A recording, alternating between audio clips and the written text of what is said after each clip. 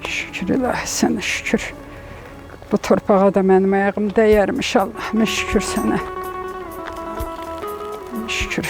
Gözlərime inana bilmirəm, yuxularım gerçək oldu Allah'ım.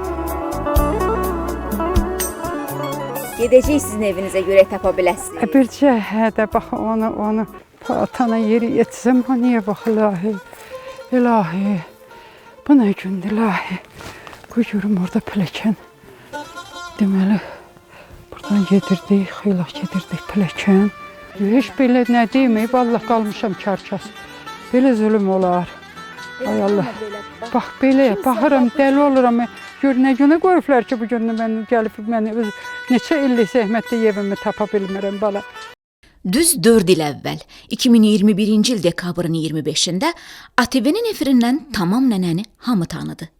Torpaqlarımız azad olunandan sonra onun Ağdama ilk dəfə qədəm basması, səssiz harayı, boğa bilmədiyi göz yaşları, səslədiyi qonşuları, tapa bilmədiyi evi, ağı dediyi nagüman daşkəsək və sabahdan üzülməyən ümidi ilə səmimi dualarını tamaşaçı unutmayıb.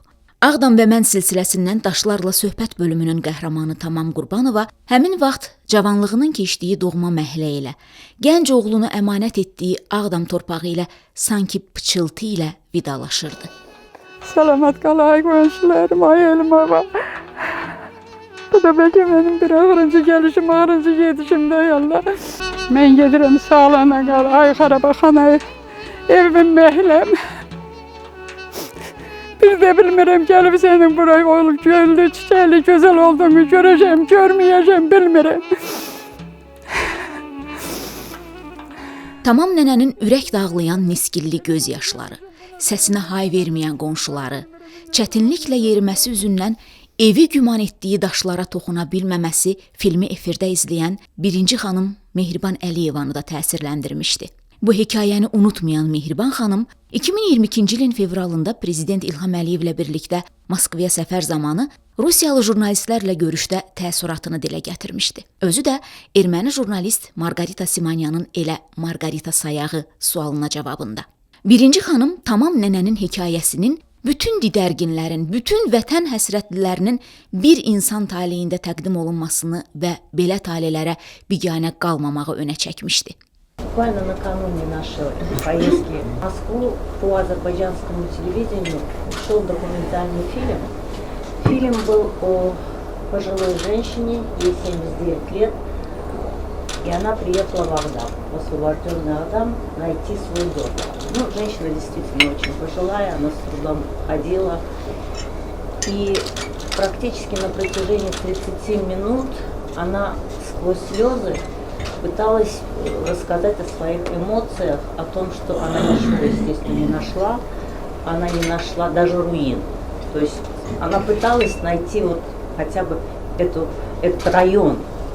Это действительно совершенно страшное зрелище. Я думаю, что вот сейчас возможность, я хочу вас пригласить всех, потому что вот и про книгу сказал господин президент, надо это увидеть своими глазами.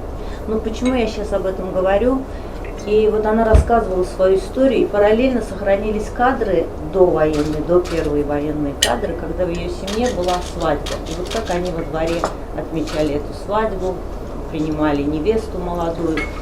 И нынешние кадры, сегодняшние кадры, у нее слезы боли, слезы счастья, что она все-таки попала на эту землю. Она говорила, что я дожила, мое счастье, что я дожила. В конце она берет клочок земли и целует. То есть я это рассказываю сейчас для того, чтобы... Сложно это передать, это надо, наверное, увидеть, почувствовать, что таких людей много. За годы Первой войны у нас около 1 миллиона беженцев, людей, которые вот жили мечтой, многие не дожили. Кто дожил, конечно, сейчас для них это счастье.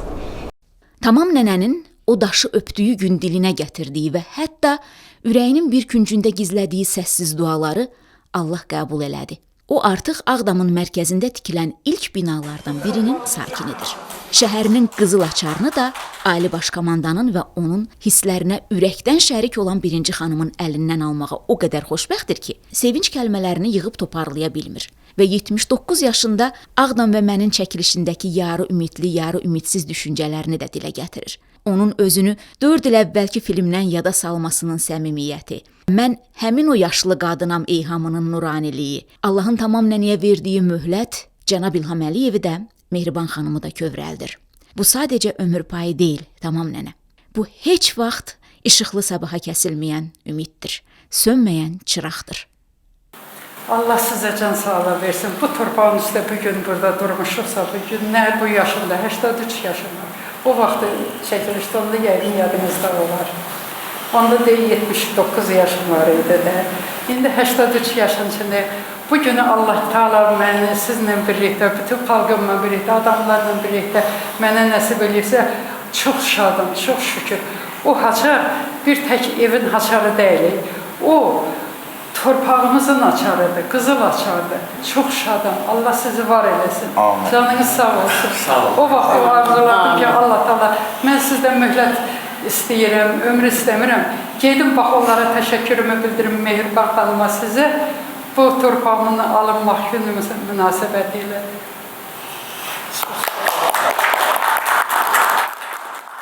Bu gündən sonra nəvələr, nəticələr bundan sonraki günü görəcəklər adam cənnətə dönüb. Bu torpağın, bax bu quru daşına, torpağına, yaşına, hamısına özüm qurban. Ay Allah, ay Allah, sən balalarıma, sən bütün cavanlara, bütün Azərbaycan xalqına bunu sağlanan qismətim. Ay Allahım.